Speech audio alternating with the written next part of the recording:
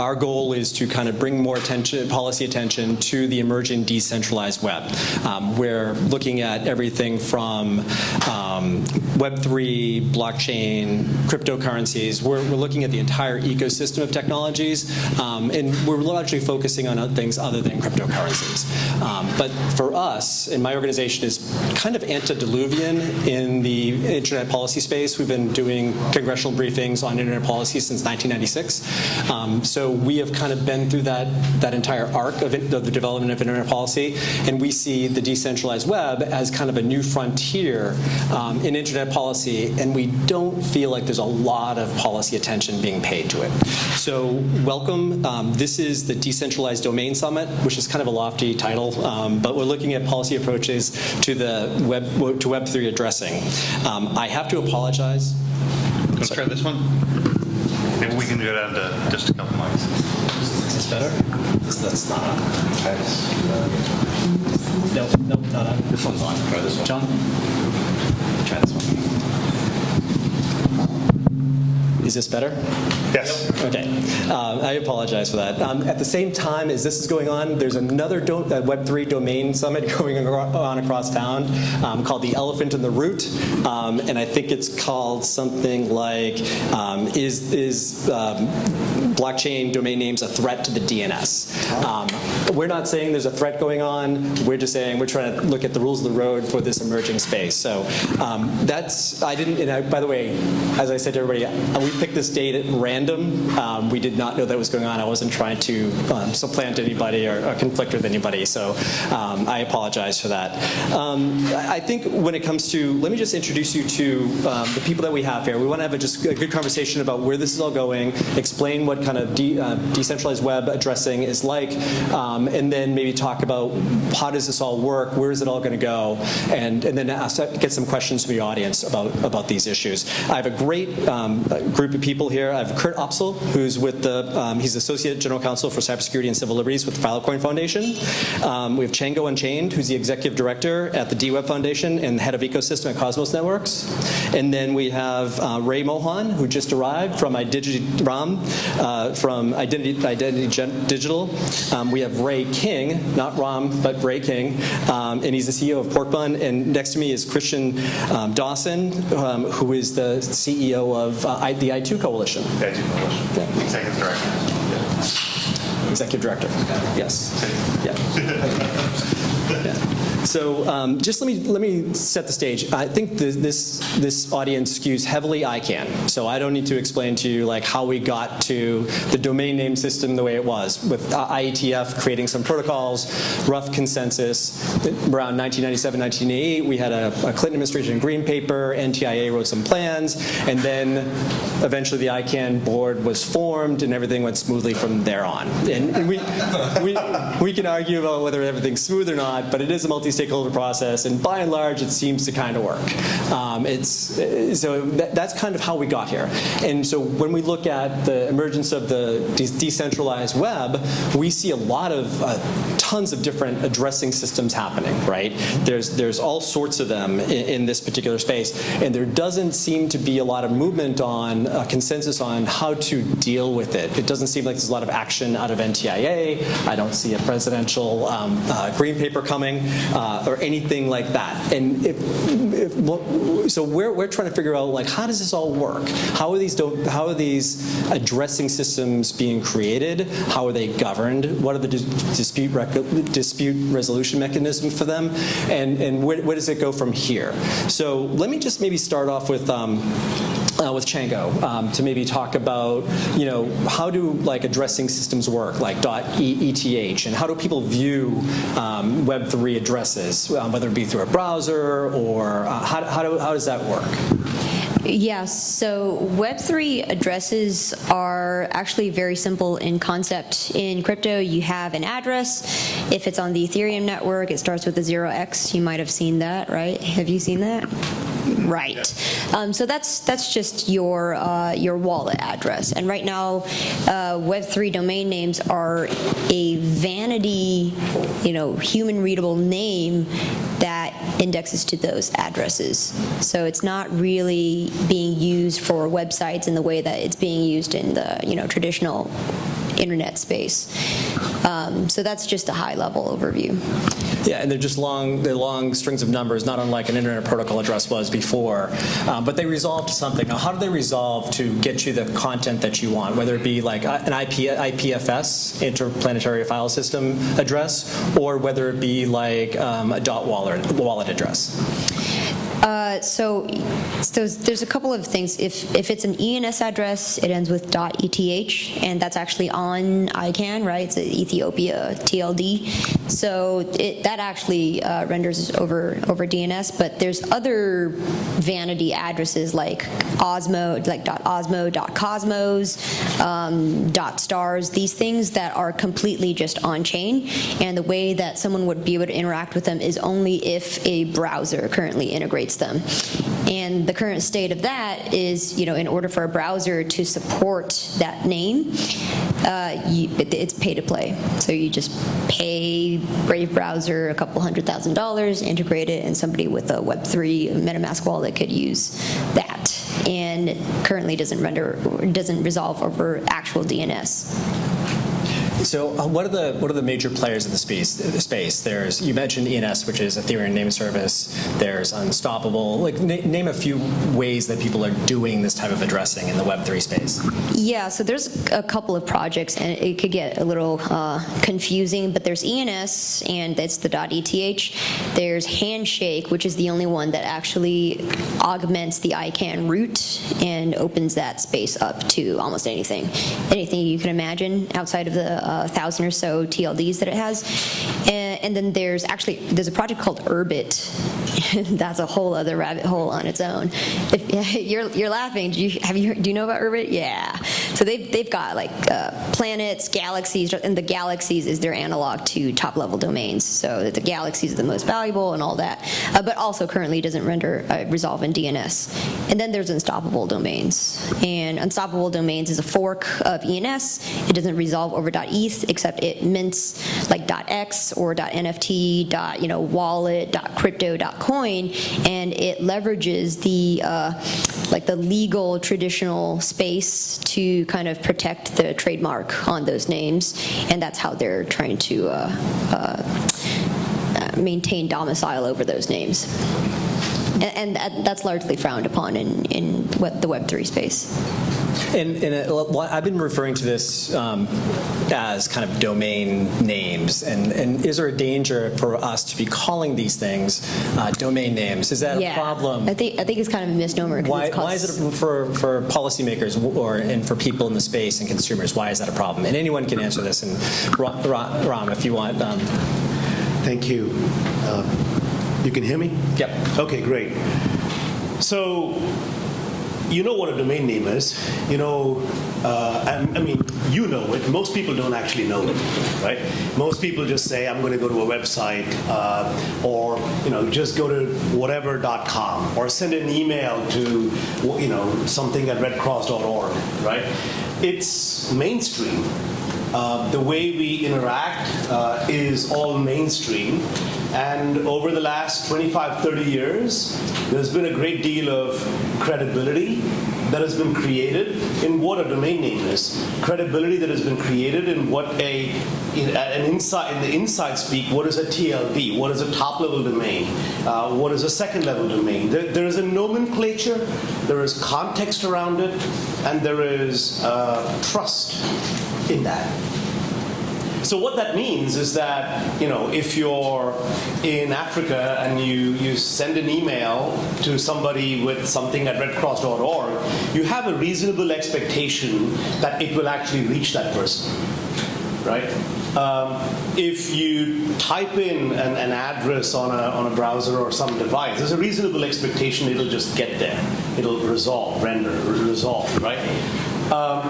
When you have another system that comes in, appropriates all of those words and all of that nomenclature, and then goes to the consumers, goes to users and says, it's just the same as this other thing. It's the same thing, and for the user who's only been used to knowing that a domain name is something that just works on a browser, email is something that you just send in something and it just goes to the other side, and then you sell them a bill of goods that says it's going to work just like. And you don't have to say it works just like, because you actually just use the same name. You call it a domain name. You call it a TLD, right? Now, if I'm buying it, in my opinion, that's kind of false advertising, because you're giving me something that actually doesn't work in not even a similar way, much less the same way, right? So I would say, if you're going to use something in the Web3 space, perhaps, try not to leverage the credibility that has already been created, and come up with a different set of terms. Otherwise, I think the real problem is one of stability, because we're all used to a stable operating environment for what is a domain name, what is a website, how to communicate, on this medium, and that is, I think, at risk. I'd welcome anybody else on the panel to comment on Ram's comment about stability, predictability. We're in this is a new space. It's a wild west. It's rapidly innovating. What are the trade-offs there? I can comment on. I run a traditional registrar called Porkbun, and I've been in the ICANN process for a long time, so I'm institutionalized to Web 2. But we found, sorry, I see you doing that in the back. Is it? Am I okay? Okay. And we elected to begin selling handshake domains because we felt that our audience would like to be able to maybe experiment with a newer technology. And I agree with everything Ram said. I think that's all true. But handshake domains do, in essence, kind of promise a similar future, but right now it's extremely difficult to put up a website. You have to use a browser or a special website to find them. It's super difficult to use them. And I think the argument might be, well, that's how putting up a website was in 1997 as well. So this is just early times. But I completely agree that you don't want to fool the buyers. So like at Porkbun, we have a gigantic warning, which basically says these are experimental, and it's not designed to serve a person who's like, hey, I want to buy a .stars or something, I just happen to see it alongside .oregon.com. But it's designed for people. We want to allow our users to be able to experiment. Say, well, I would like to try one of these names. I would like to see if I can make it work because I'm, maybe an early adopter or something like that. Yeah, Ray, I applaud what you're doing on your site, where you're saying this is experimental, it may not work, etc. But right. I don't know that most others are doing that. And I mean, to me, the real-world analogy is, buying 400 acres of land and putting a sign that says "Coming soon, Disney," except it's not any of that, right? So that's the experience that users are going to get. From afar, it's going to be advertised. It's advertised as if it is, this amazing land of adventure, and you get there and it's pretty barren. Yeah, I would add to that. So as with any cryptocurrency project, there's always the outright scams. And as people in the crypto space, we're self-regulating, so we call out the scams, at the top rooftops. And the scams typically will do what you said. And I completely agree. That's actually a net negative for the domain that they're advertising in and selling users against, and crypto as a whole. But then also in crypto, there's this undercurrent of actual technological innovation that's actually truly valuable. I mean, show of hands, how many of you are satisfied with the ICANN process? Yeah, so there's, He's the one. yeah, there's some room for improvement, right? Like, what if the process to registering a TLD were shortened to a matter of, I don't know, months to weeks instead of maybe 10 years? What if it were more democratic? It was more cost-effective than spending hundreds of thousands of, to millions of dollars for a top-level domain. So, things like that, blockchain tech actually does help to democratize it. And from our, the crypto standpoint, it's about trustlessness. If you're perfectly happy with trusting someone like ICANN, perfectly fine, ICANN's for you. But then there's also this element of trustlessness where maybe you don't need to defer to the authority of one giant organization.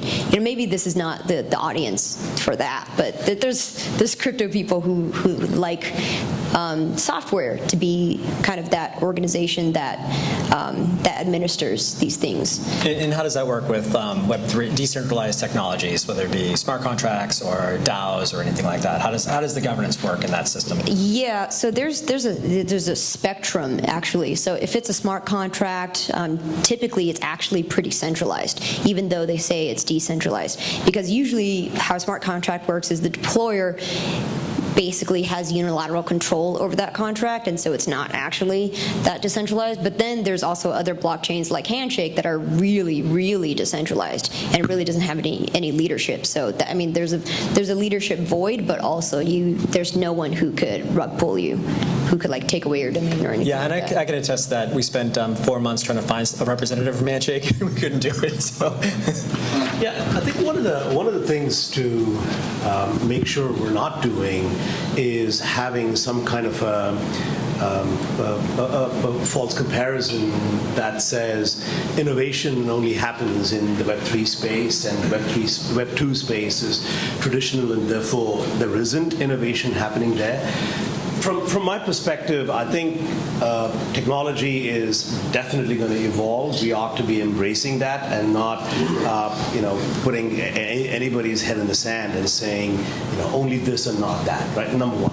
But I think the important, from my perspective, an important reason why the identifier space, as we know it today, with what you're calling Web 2, one of the reasons why it's actually been prevalent and interoperable and works reasonably well is because there are actually there's a rules-based order around it. There's a set of processes and rules. Should it take 10 years? Definitely not. Should it take 10 months? I don't know. But I think really the important thing isn't how long does it take. It's actually about how long does it stand to the test of time. And from my perspective, that ought to be the metric and the litmus test than anything else. Kurt? Yeah, well, one of the challenges, if you're saying that test of time is your metric, then it makes it so that new players can never meet the test. As they haven't passed the test of time, they are new players. And one of the advantages, at least, of some of the new decentralized technologies is to go away from a single point of failure. Having a centralized entity that is in control of the space gives a central point of contact for people who want to solve things, so people like that, but also that can be misused. And one of the things that, so I come from a civil liberties background, and one of the things I care about a lot is the use of going after domain name registrars for purposes of censorship to make it so that something is hard to find and there's a single point of failure.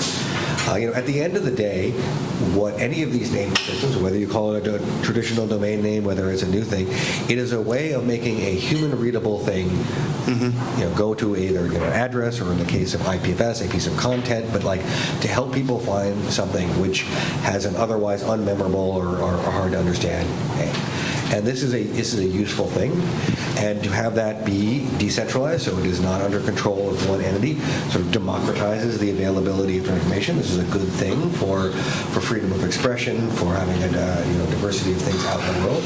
But yeah, for any of these new systems, they're going to have to build that trust. You can build that trust through the test of time, or some of these ideas is trying to build that trust by saying, oh, we've written out the code, this is how it works, it's open source, you can look at the code, you will know how it works, and you can have trust based in that. But still, ultimately, a naming system is going to be effective if people take that human readable, understandable name and it goes to the content that they're expecting, if it's using it. Oh, I'd like to add, you made a very important point, which is censorship resistance, and that's the value prop of blockchains. How many of you read the proposal recently that ICANN wrote with the DOJ that the government could basically take away your top-level domain or your domain names? Yeah, just one person in the audience? That was a pretty... Thank you for your service. Yeah. Yeah. I would have expected more. Yeah, I would recommend you guys look that up. There's a proposal for basically if the government says that it's going to fence off your domain name, it can unilaterally. So that's been proposed. So I think that the urgency for an alternative outside of having one single point of failure for something as important as your digital namespace is going to be, I don't know, an important topic in the next few years. I'm interested in finding out more about that particular proposal. I mean, we do a lot of policy work, U.S. government in Brussels and throughout the ICANN space, and we focus a lot on trying to make sure that like we're helping make a stronger, better, safer internet moving forward. To unpack a little bit about what Ram was saying when he was talking about standing the test of time, I think what we're acknowledging is that most of the global economy is built off of Web 2, and it needs to be somewhat, stable, and it needs to be predictable in how it operates. And so making sure that, if you think of it being as like on a cruise ship, you don't want to turn it on a dime.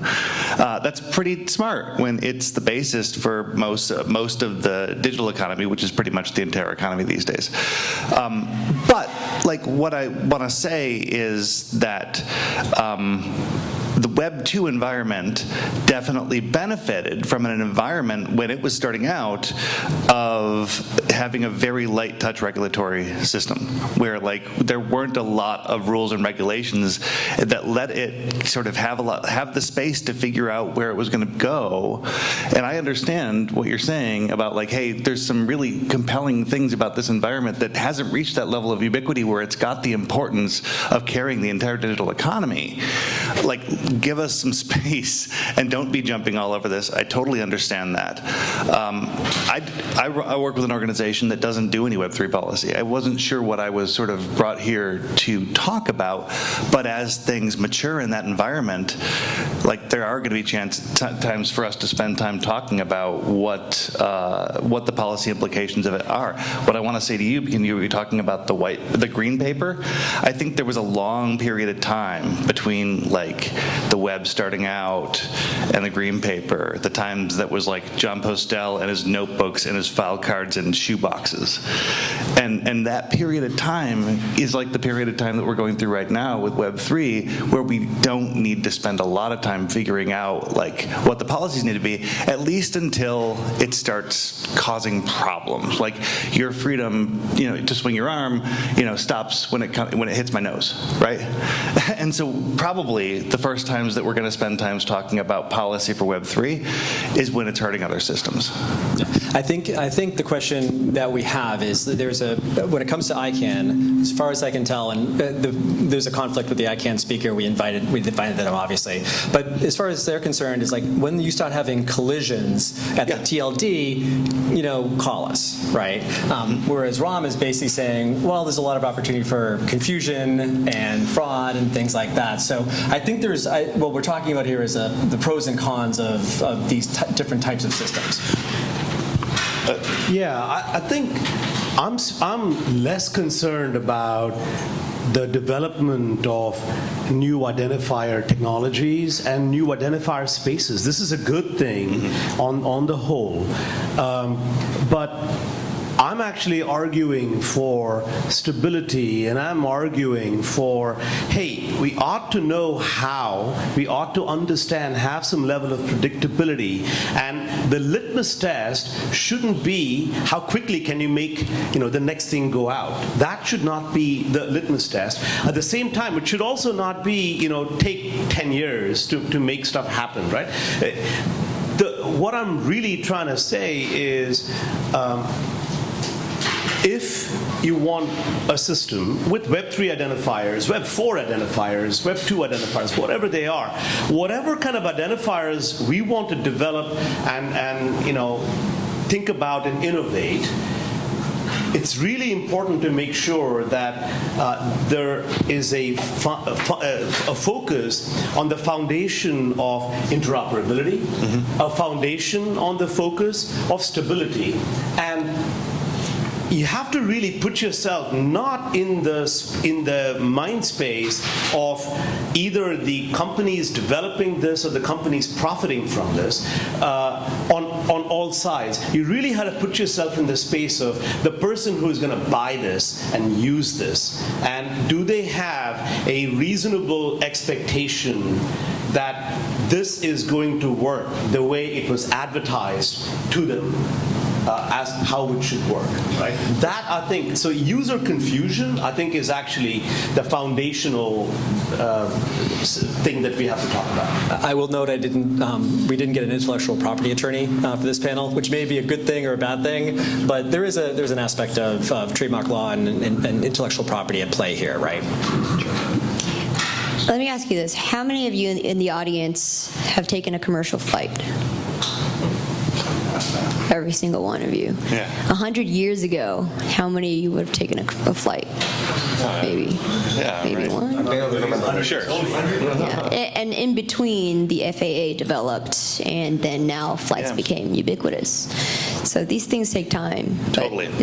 Totally agree. And let's talk about maybe dispute resolution. So let's say things start happening in the space, and how do people deal with disputes in the kind of decentralized web naming space? How do these disputes get resolved? What's the process? Are they different across different ecosystems and different blockchains, or whatever software created those particular naming solutions?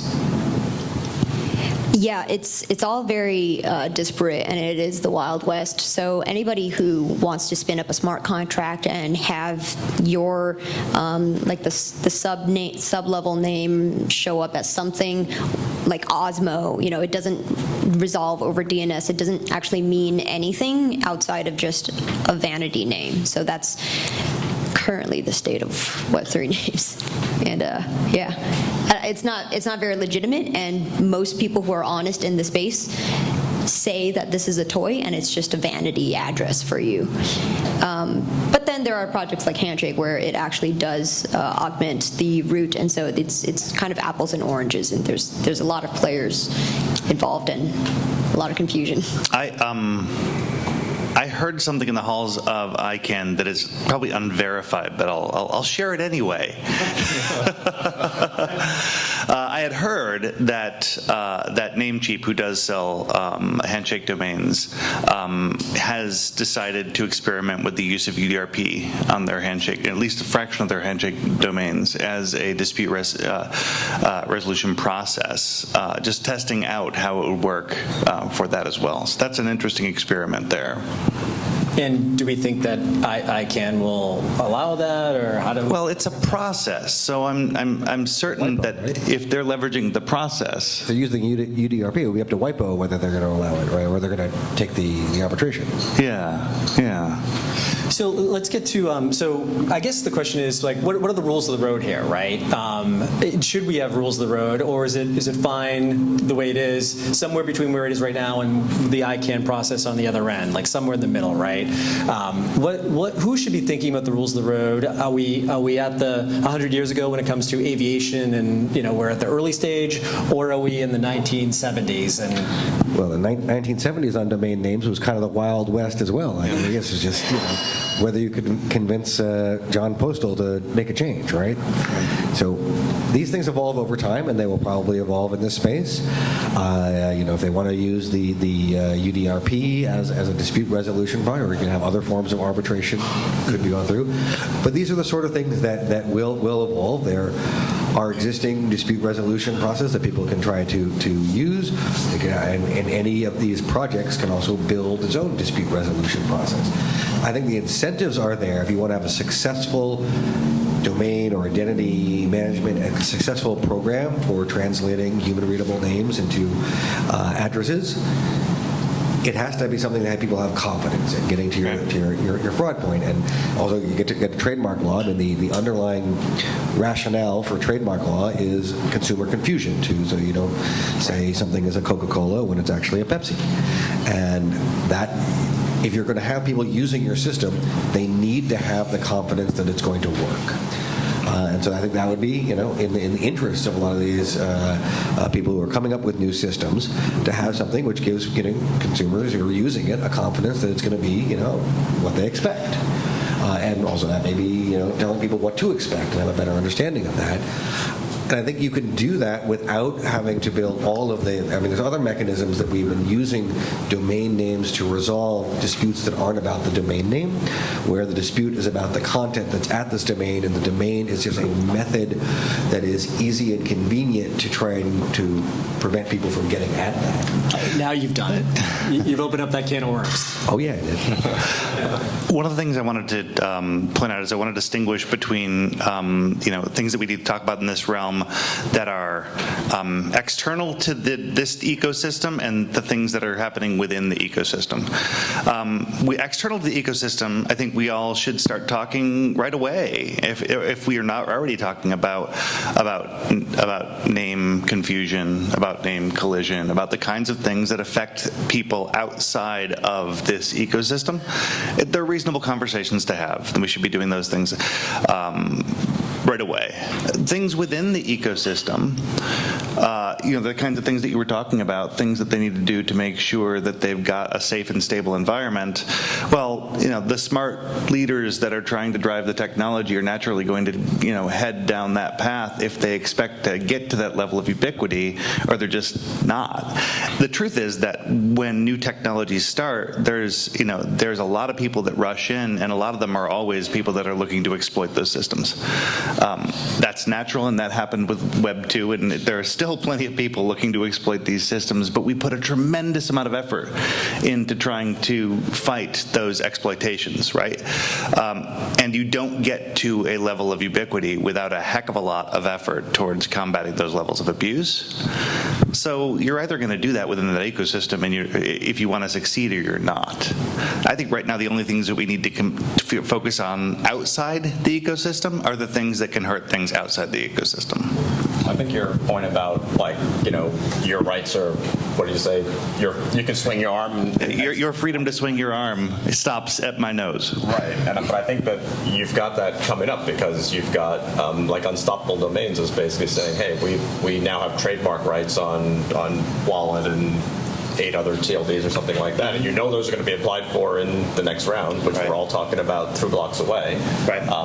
So that's going to be a crash right there. Well, but something like wallet is not really a trademark. That's just a descriptive term. Right. I think this is one of the challenges. Is it can be very straightforward when you have unique trademark domain names that only mean one company, but there's a lot of more difficult governance issues when you have generic names like wallet, and who gets that? And I don't think ICANN or anyone has a trademark in wallet. So right, but what they're basically saying is that they have, because of all their integrations and stuff, now they have established trademark in that, and would seek to stop anyone else in the Web3 space or anyone else in the Web 2 space, which is coming up, from registering that same, I'll call it TLD for lack of a better term.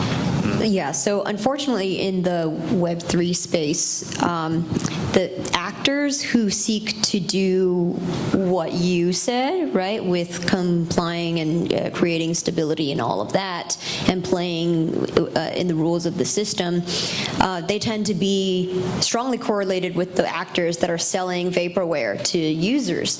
So the tough part is, actually, if you have a decentralization mindset, then you don't have an organization actively pushing for these things. So it's kind of like a catch-22, unfortunately. And this is the point where I remind everybody that we didn't get an intellectual property person on the panel, but establishing a domain name, for lack of a decentralized domain name, or a regular domain name does have implications or doesn't have implications at the USPTO. I think they have a ruling on whether that actually creates a trademark right or not. And also in a decentralized environment, who do you go after if someone registers your trademark? Yep. Right? So I'm going to go to the audience for a few questions. Feel free, please. I'll bring your microphone. But Kurt raised not the elephant in the room, but kind of the challenging that I get all the time. Every time I talk with these issues is how do you deal with issues like copyright protection, abuse, things like that, national security. Kurt, in my introduction, I didn't mention that Kurt had been the general counsel of the Electronic Frontier Foundation for many, many, many years, decades. So Kurt comes at it from that perspective. On the other side, folks are like, you can use the domain name system as a tool for censorship and things like that. On the other side, how do you deal with some of those issues related to copyright, national security, and safety and sexual abuse images and things like that? Anybody? I mean, this is a challenge, and the question is, do you use domain names as a tool because it's a convenient tool when the issue is not the domain name? And I think there's a lot of people who have a temptation to do that because they're looking for the most convenient tool. We've seen this a lot in the intellectual property space where people see issues and they are trying to find the fastest and most convenient way of dealing with them. And in many cases, misusing it, and this is a challenge. And ideally, you would have the person who's done the bad thing be responsible, and not the registrar or the intermediary who has, if you make some of you might be old enough to remember phone books that had the name of a person and their phone number, the name of a business and its phone number, and that was just a factual thing about the world. That was what someone's phone number. And in some sense, that's what a domain name system is. It is a list of names and then the associated IP number on it. And is that the tool that you go after if somebody is, if their business is doing some bad thing? Do you take away their phone number or just remove them from the phone book? Of course, you still have the number. And so it's an ineffective tool as well if you're trying to use the domain name system to try to stop someone from getting at it. It just means that someone can still go to them based on the IP address. They can find it anyway. So it's not a very effective tool, and it is getting to infrastructure, getting into a factual thing about the world. And at least here in the U.S., there is a notion that saying truthful information is heavily protected by freedom of expression, and it is truthful information to say this domain is located at this IP address, right. And then to say, well, you can't tell anybody that. We have now decided that is secret information. So it really, it cuts against it to use this as a tool. And you point out, there are many problems in this world, and there's a lot of bad content out there, and this is all true. But that doesn't necessarily mean that every single possible tool that you can use is the right tool to be using to get after that, especially when it is going after infrastructure that people might want to be able to depend on about factual information about where information is located. I think the important thing, regardless of whether it is the real domain names or these Web3 identifiers, is there recourse when harm is done, is there recourse, is there visibility, and is there a way to actually be able to be responsive and or reactive, right? So whoever is coming up with an identifier space, I think it's important in the design principles to design that recourse and responsiveness. Those have to be built in rather than to go in and say it's the Wild West. It is what it is, and it's not touchable at all, because the real world will have a way of rearing up and saying, actually, harm is being done in these places. Yeah, actually, blockchains are really transparent. So if harm was actually done and it could be associated with someone's Web3 address, and maybe it's connected to some exchange where they're able to be identified, then it's actually quite easy to track them. And so every person who's done harm in the past, who's, for example, hacked Mt. Gox in 2013, they found them eventually, and their justice is being served. So eventually, we have the tools to be able to do that. But at the infrastructure level, there's shouldn't be like a censorship play, because it's like saying, oh well, which telephone lines should we control to if bad information is transmitted through them. But then are you reliant on the DAO for whatever project it is to there's a bad actor and it's No, not a DAO. who? So I mean, for example, Mt. Gox gets hacked. It gets siphoned through multiple different addresses and then concentrated into one address because they have to off-ramp into an exchange because they've stolen the money. How do you realize that the gains? Eventually, you get found out. If you try to off-ramp it, and then the authorities figure out who you are, what your real identity is, where you are in the world. If you've stopped at an airport, they've identified you, then you're caught. Right, but if you're systems and someone uses an identifier, Louis Vuitton or something like that, and they get a little bit of exposure and they're doing harm to that company, how does that company get to shut that down? So it's through aggregators right now with NFT marketplaces. If your name is being sold on OpenSea, the marketplace on Ethereum for selling these names, OpenSea actually curates this list. So if you're an unverified, Louis Vuitton on OpenSea, they will delist you. Okay. I have a question from the audience. Phil? Yeah, can I put my pen away? Sure. Yeah, hi. I'm Philip Corwin. I'm Policy Counsel at VeriSign. I'm not an IP attorney, but I play one in Washington. Real quick, I want to talk about this trademark issue because I think it's a huge issue for your industry that you're going to have to deal with, and that Web 2 dealt with from day one. I just want to note that VeriSign next month will celebrate 26 years of running .com without 1 second of downtime. So we have that trust from our registrants that they can build their businesses and everything else on our domains, and they're going to resolve 24/7, month after month. Web 2 trademark protection was built into the DNA of the DNS from day one.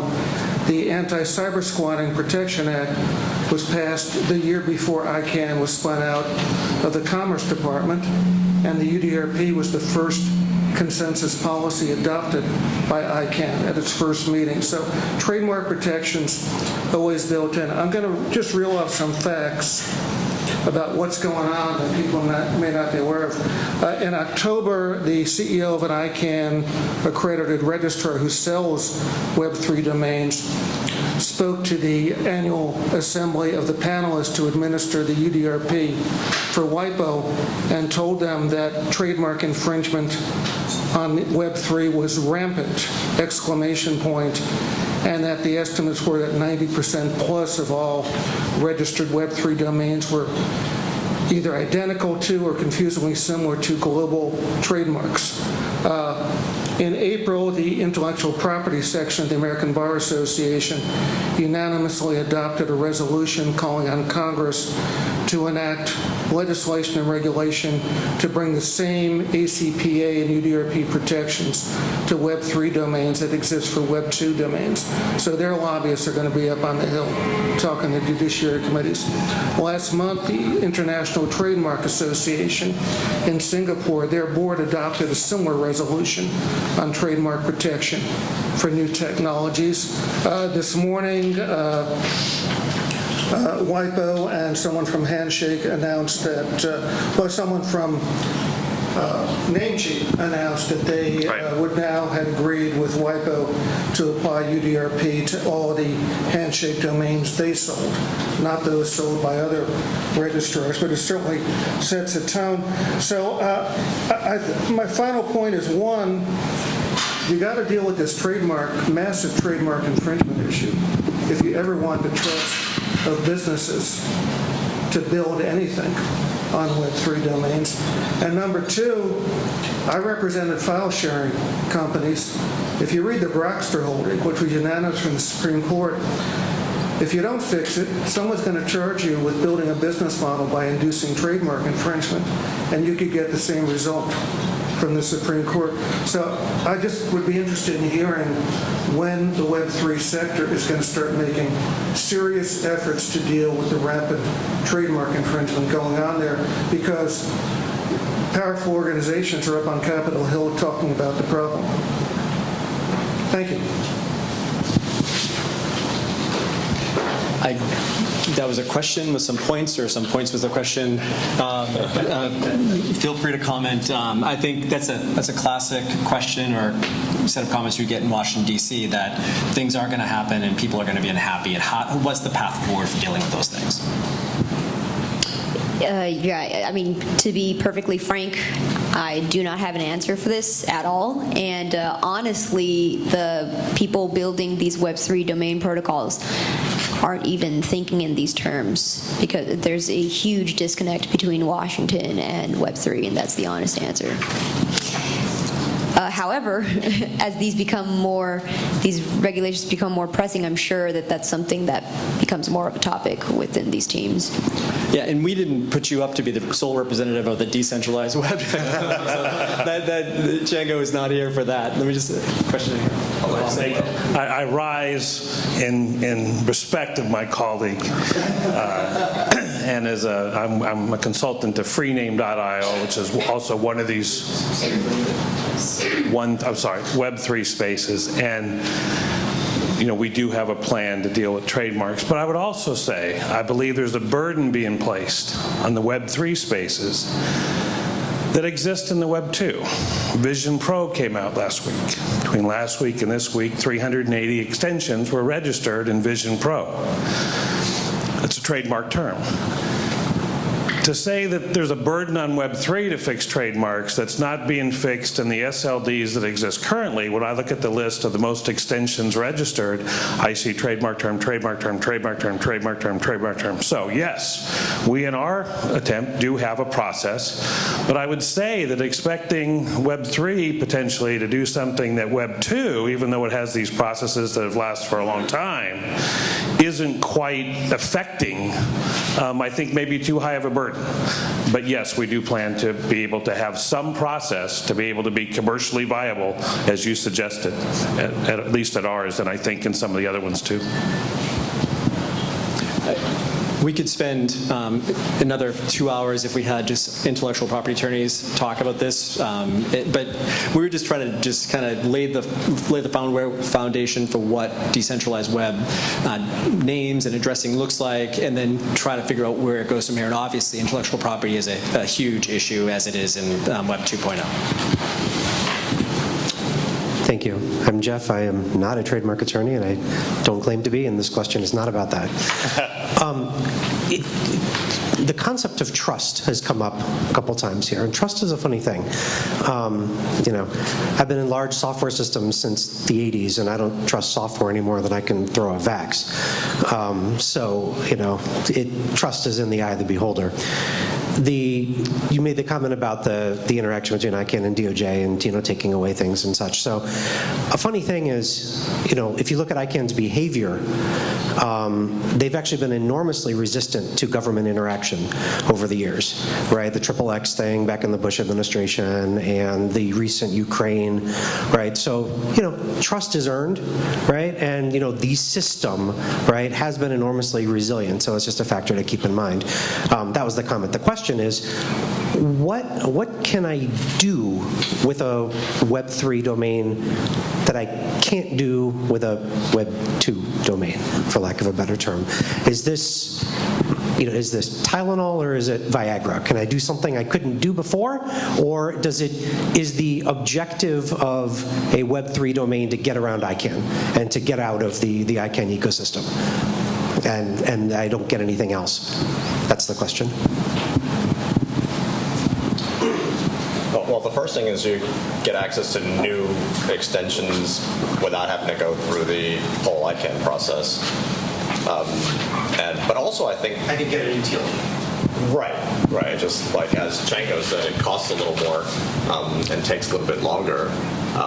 But I also think that a lot of what I see happening is if we just separate domains from identifiers, there are little ecosystems, especially ENS I think is a good example. There are people exchanging ETH and using it as wallets for other NFTs and things, and that's all happening. And that's just like, hey, I want to use this as my identifier, and I think that's valuable in that context. But then if you say, well, my identifier is ray.stars, or just using your example, and that's cool, then it would be nice to also have that in the Web 2 world and be able to make that my domain name and my email address and just have just one thing on my business card. So I think it's like you get the benefit of aspirin and Viagra at the same time.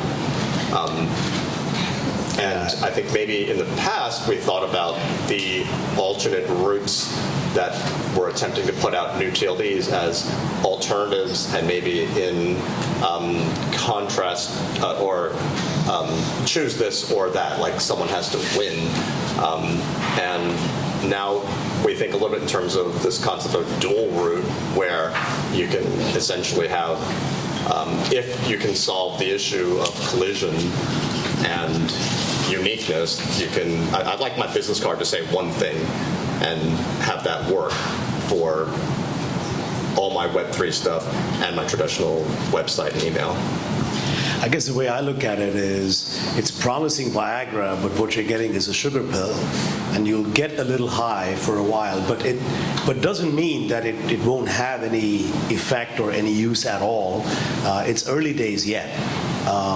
And I think and that's why you hear me talk about, be predictable, have recourse, do those kinds of things, because I don't think we should dismiss this whole thing and say because it doesn't necessarily have all the use cases built out today, it won't have it tomorrow. But in the meanwhile, I think some significant amount of caution in how it is sold, how it is marketed, how it is used is what is necessary now. Right. It's like, the FDA makes sure that stuff doesn't arrive on the supermarket shelves without some oversight, because you don't know as a consumer, what's going to work and what's not.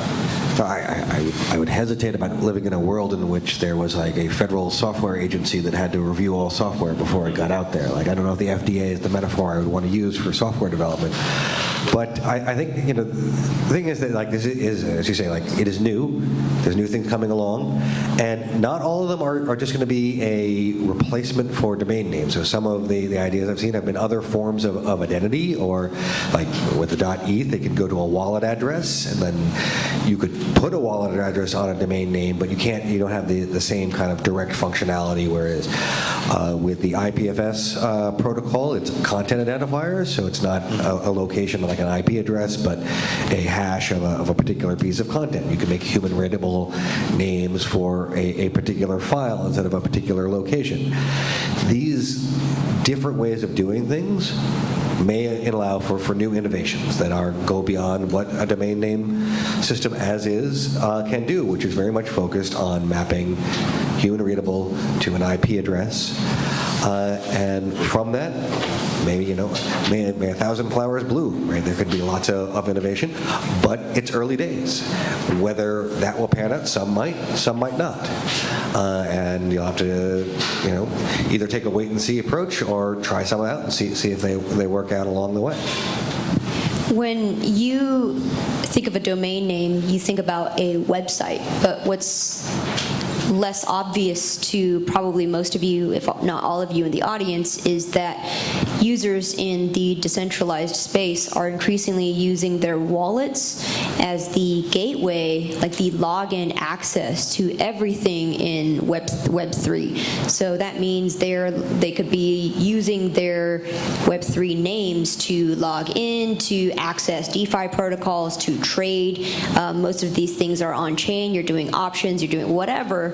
So imagine using your domain name to log into Wall Street and trade and broker or whatever, and as well as manage your NFTs. Right now NFTs are toys, but imagine 10, 15, 20 years into the future where NFTs are actually mapped to real-world assets, titles, these types of things, and then your Web3 name through your MetaMask, through your whatever, lends you access and it allows you to sign and authenticate and do all of the things that you typically need a middleman to do, but now you could do it peer-to-peer, transferring, selling a house, getting crypto, and off-ramping into US dollars, all of that. Imagine that in 20 years. It's quite compelling.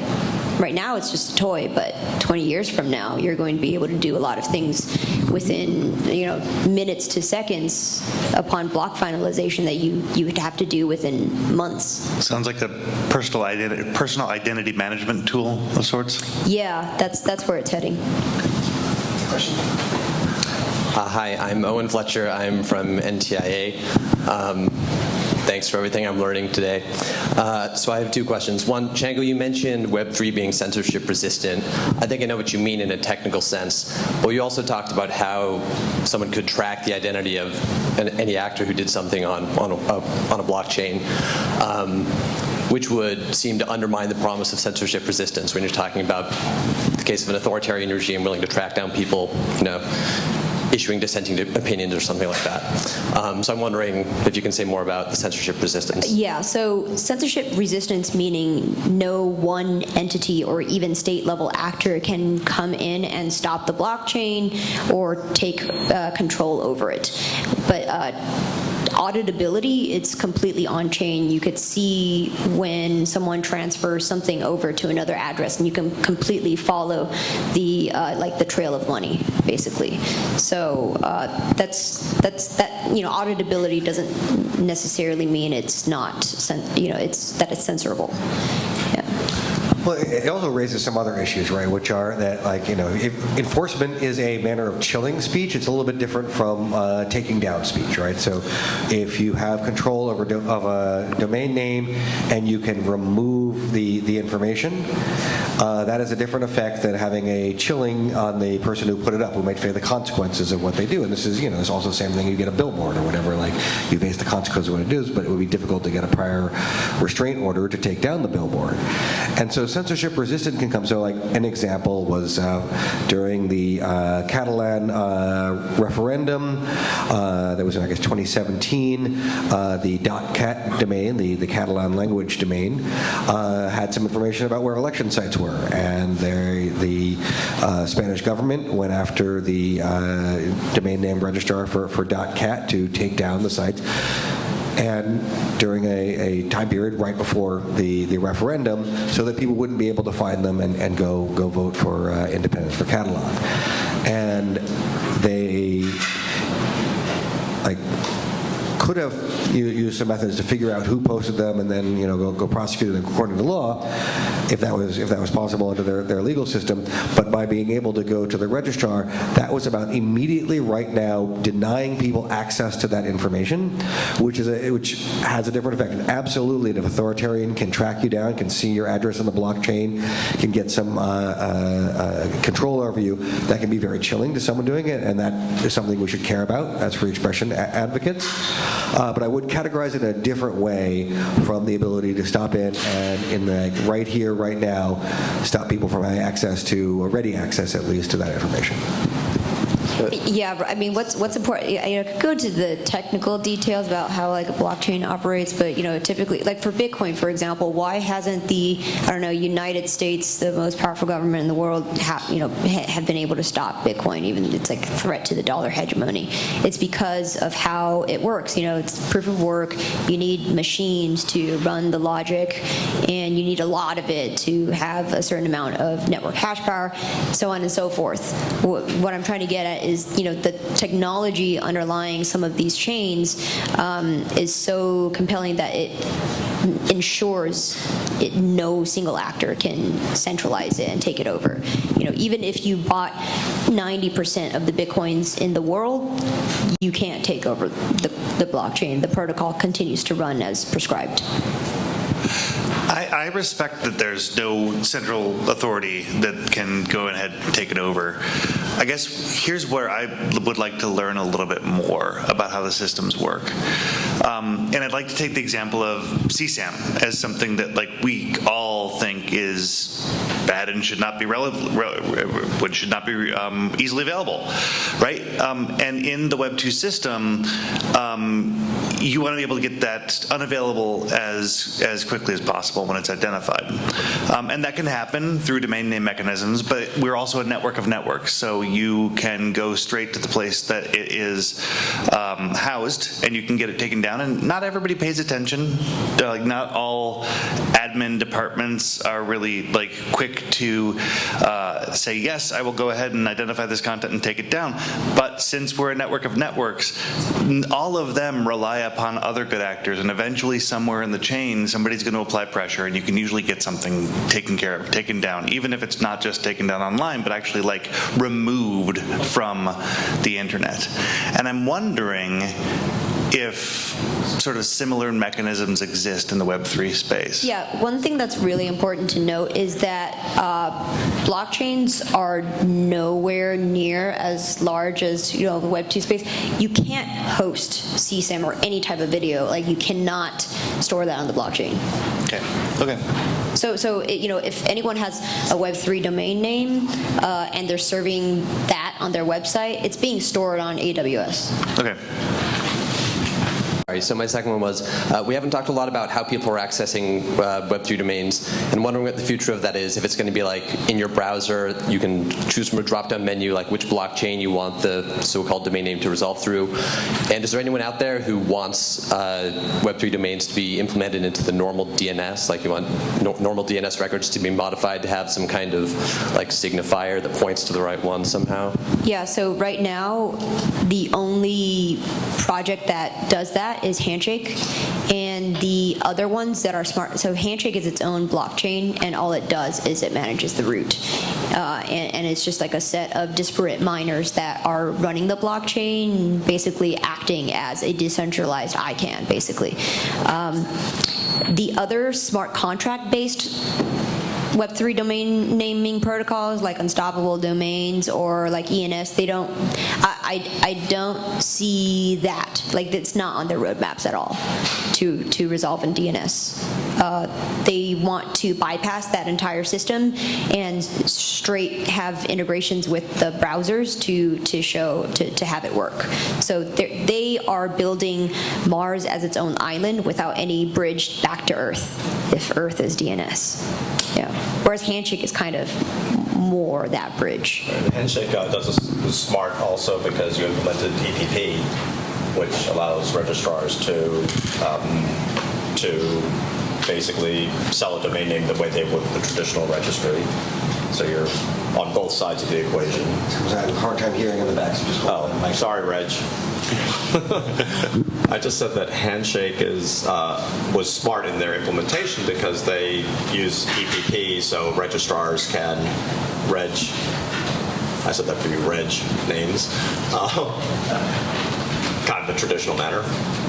Yeah, so Handshake is the only actual Web3 domain name that was meant for like websites, like you would think. All the rest of them are actually just vanity crypto addresses that aren't meant to resolve over DNS. And they're just meant to send crypto to crypto in like one single network, like Ethereum. Hi, my name is Luke Hogue. I'm with the Foundation for American Innovation. There's been a lot of really important conversation today about predictability and stability, and I think one of the things that gives the Web 2 environment such predictability and stability is consensus around particular protocols and standard-setting bodies that create interoperable standards.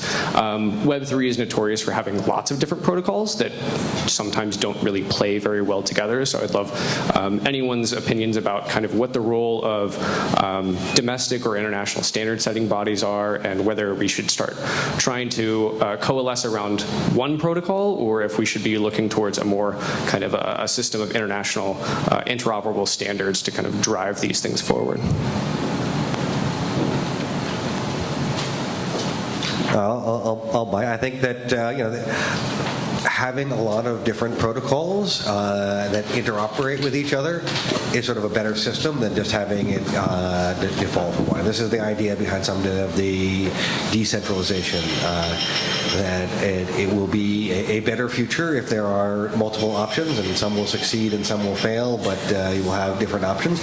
Having them interoperate with each other also allows for competition, and so especially if it's easy to switch from one protocol to another depending on what one is succeeding, that might be good for competitive purposes. And to just have one single protocol that, one ring to bind them all, raises some of those centralized points of failure or centralized points of attack that can, as historically, have been problematic. Yeah, I guess I find it curious that all of these new systems, the Web3 systems, the primary, it seems to me from where I sit, the primary advertising point is that it will eventually, if it either today or it'll eventually interoperate, not with each other, but with the DNS, with that system, right? Mm-hmm. Because that is actually where, the commerce, that is actually where communication actually happens, right? So if anything, it feels like the way all the decentralized systems are going, I'd be skeptical if all the decentralization gurus are going to come together and say, let's centralize on a decentralized thing. But I think it's far more likely that the base function here is that the DNS is already that centralized protocol that everybody knows works and works well. So I think that's kind of going to be the forcing function. My fear is that we have a lot of energy building bridges to nowhere. So with that, thank you for all those incredible questions and some comments. We have Phil raised the specter of, we're here in Washington, D.C., and it has a life of its own. Famous for building bridges to nowhere. That's right. Good call. And Phil kind of said that the pieces of the chessboard are being moved. There are things happening. Let me just ask you guys to finish, each of you, with your own comments on where you think Washington engagement or ICANN engagement is going, and are there going to be rules of the road over the next 10 years? Use whatever metaphor you want, but maybe not a pill a metaphor, transportation, whatever, to kind of explain, just predict where do you think this is all going to go, and what level of engagement is going to be necessary from Washington or to Washington? Sure, I'm happy to start.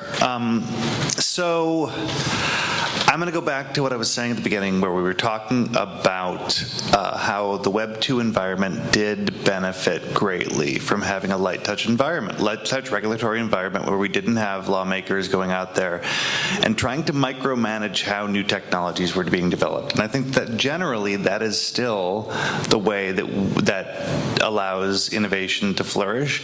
People should be able to figure out how these new technologies should evolve without without having to have it micromanaged, unless, and I go back to the analogy, unless the swinging fist hits the nose, unless it's in environments where you're seeing direct harm coming from the things that they're experimenting with. And so, when it comes to areas where we've got major, areas where there's like identified fraud, right, where people are going out there and advertising false things, and they should get called out legally for advertising false things, and there should be problems. When we're talking about issues surrounding intellectual property, I do understand that there are going to be people that are going to take a close look at who they can hold accountable for those things, and if they are businesses, those businesses are going to need to decide very quickly, am I going to step up to try to find my own ways to buy into existing systems like the WIPO system, and put these things through ERP and try to resolve processes by engaging in things that we already know, or am I going to bury my head and eventually draw legislation very quickly? But ultimately, for the most part, I think that less legislation is going to be better in general, and we don't need to rush at a lot of this. Right. I actually agree with everything you said. I think you have to let the experimentation happen, because we don't know what we don't know, and we don't know what people are going to come up with.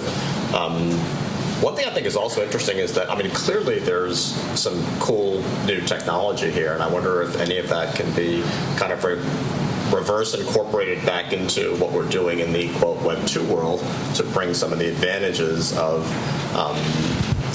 blockchain to what we're doing in the Web 2 world. Yeah, one thing to note is that with every single bull market, we have boom. So in crypto, like with stock markets and everything, we have boom and bust cycles. And with every boom cycle, it becomes much more profitable to issue these types of projects and be another unstoppable domains or something like that. So it's going to be difficult to stop this energy when there's so much financial incentive to do this and like sell vaporware potentially, right? So that's the unfortunate thing. But then what's hopeful is that we could continue having these conversations, and I'm especially appreciative of what you're doing, Tim, by bringing Web3 advocates to Washington so that there's a bi-directional conversation, so that at least people in the crypto space understand how Washington is thinking about things and vice versa. So that's important, and I think that having these ongoing conversations is going to bear more fruit than if we were kind of siloed. So I think I'll just riff off that a little bit. I think that one of the things that's very important for engaging with Washington is doing the best to educate people in Washington about how the technology works, that even if there are going to be some policy disagreements, it's better to have those policy disagreements with someone who understands what the technology is, and then you can have a disagreement over sort of the merits and the substance of it. And one of the risks with new technology is that the regulators, the legislators, those who are making some of the rules from it are doing from a point of not really fully understanding whether what it is or what it could be. So by providing that information, talking to people, speak tech to power, things like, to give them the information necessary, answer the questions, and try to get at least as informed a debate as possible as it moves forward with new technologies. It's going to lead to better results, even if you aren't going to agree on every part. I like speak tech to power. I'm going to use that. Yeah, look, if you're a regulator or in that policy space, the important thing is to pose a set of questions that those who are driving innovation can understand and then respond to. I think it's hard when you're trying to invent something new or create some new technology, and then you're held accountable for something that you didn't think about. And then so I think from a regulatory point of view or a policymaker's point of view, questions, some of the things I was speaking about, how do you work on user confusion? How do you ensure there is recourse? How do you ensure that there is security by design? Those kinds of questions, I think, ought to be clearly laid out as table stakes. And if you cannot answer those things, then you should expect that you will have close scrutiny, and it may result in those promised financial outcomes, maybe resulting in pinstripes.